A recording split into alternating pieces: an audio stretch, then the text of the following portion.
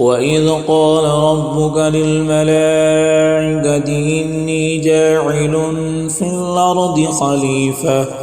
قالوا أتجعل فيها من يفسد فيها ويسفك الدماء ونحن نسبح بحمدك ونقدس لك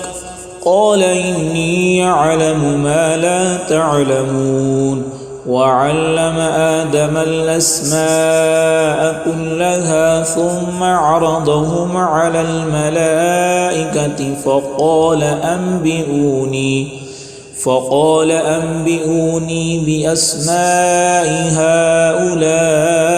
إن كنتم صادقين قالوا سبحانك لا علم لنا إلا ما علمتنا إنك أنت العليم الحكيم قال يا آدم أنبئهم بأسمائهم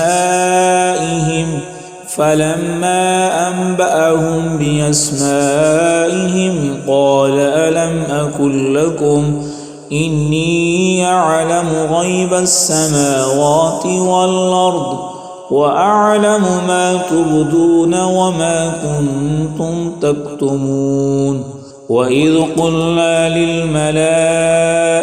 اسجدوا لآدم فسجدوا إلا إبليس أبى واستكبر وكان من الكافرين وقلنا يا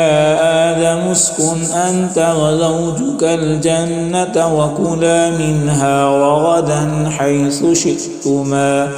ولا تقربا هذه الشجرة فتكونا من الظالمين